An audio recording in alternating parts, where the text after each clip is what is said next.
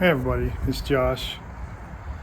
Sometimes I'll get a chance to scroll through some of the comments left on my videos, and I don't get a chance to respond to them till usually late at night, sometimes between 10 or 11 to 3 a.m. sometimes.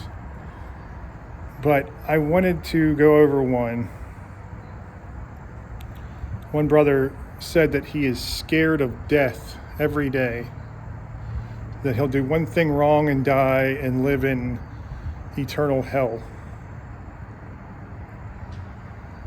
And this is something that I see a lot, even though some people don't admit that's how they feel.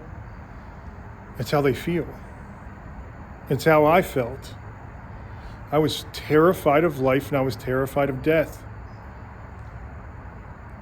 More so life, I think, than death. But that's just because I didn't truly believe in heaven or hell the way that it was described, at least by churches or what I'd heard. You have to understand that what hell is being separated from God. And we all make the choice. God doesn't choose for us. It's not some balancing, they get the scales out and see, like it is in some religions, have you done more good than bad? If so, you're going to heaven. If you've done more bad than good, off to the fiery pits for you, or wherever they claim the punishment comes from. But look, it is not that. Okay, when Christ was being crucified, he took the place of a murderer, because the Pharisees and the Sadducees, they wanted Christ to be gone, to be out of there, so they didn't have to deal with him anymore. So they let a murderer go free. Pontius Pilate asked him, hey, you can free one prisoner. Are you going to free the Nazarene, or are you going to free this murderer? And they freed the murderer. So we have to look at when he was being crucified. He was on there with a thief. And we don't know what the other man did, but he was on there with two other men. And the one man said, if you're God, then why don't you get us all out of here right now? And the thief said, basically, shut up, dude. This man is innocent. We deserve to be up here. But this man is holy. He should not be up here. And then he asked Christ, to put a good word in with God for him, basically. God told him, brother, truly, truly I tell you, today you will see the kingdom of heaven with me. And so this guy who, up until the last moments of his life, who knows what kind of bad deeds he did? Who cares? We all are sinners. Some worse than others, sure. Sins against children are the worst. But if that man can find salvation in the last moments with just one little word, then we all can. We all can find that salvation. And you look at every single Old Testament prophet, Old Testament king of Israel, King David, King Solomon, Moses.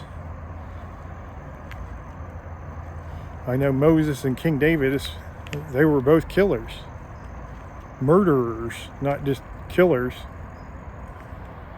So obviously, King David killed in war, which isn't the same as murder.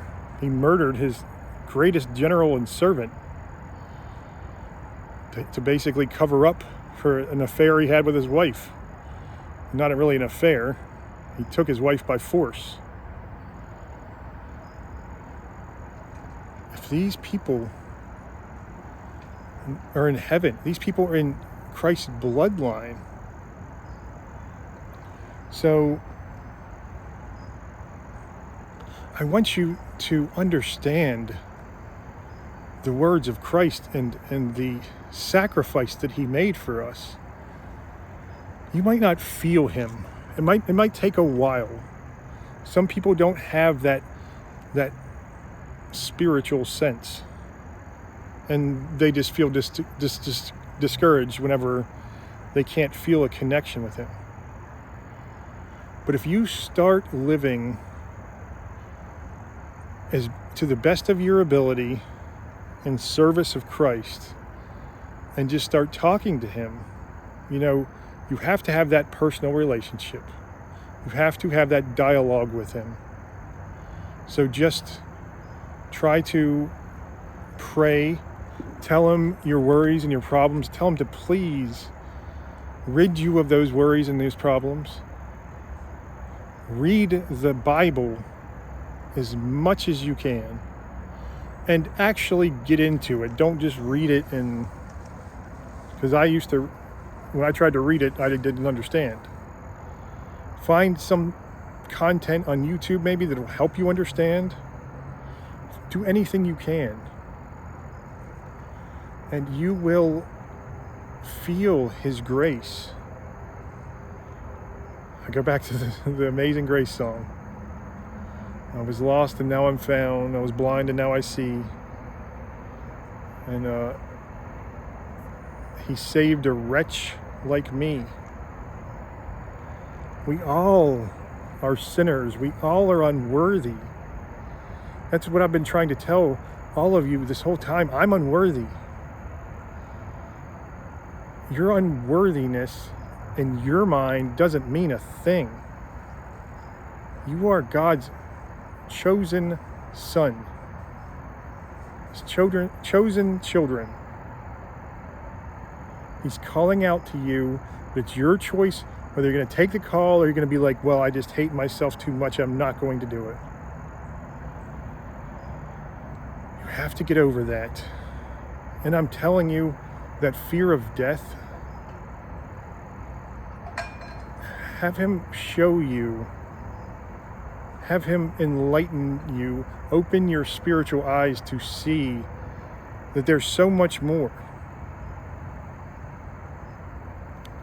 For me, what he did was he led me to, for a month straight, I think it was, I was watching near-death experiences.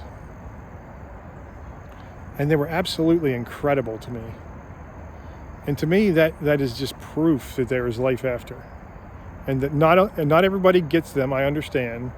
And then that is just maybe the veil that we're seeing after death, before going to our final destination. But I'm telling you, he will send you things, send you in places. You got to walk in faith. You have to, as I said in the video that I believe you responded to, every place you go, ask yourself why God has you here. Is it to meet somebody? Is it to learn something? Whatever the reason, figure it out and just follow that thread. Follow that trail as long as it'll go. And you still might not learn anything. You still might not meet anybody, but there is a reason. Maybe it's the process you're trying to learn. He wants you to learn. But look, brother, I know that feeling. And I know you're scared. And I know this world doesn't make a damn bit of sense. But that is going to change for you. I promise you, brother. I'm praying for you to have that connection with the Almighty. But as long as you keep giving in to that guilt or shame or fear or anxiety, there's nothing anybody can do for you. Unless God just needs you to open your eyes right now. He just needs you to do it. And that is so rare.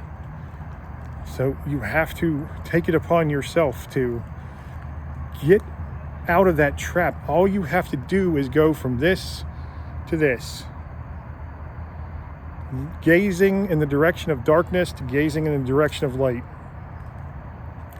And the more you gaze in the direction of God, try to do what's right and what's holy, I'm telling you, the closer you will feel to Him. I love you, brother. I love you all. God bless.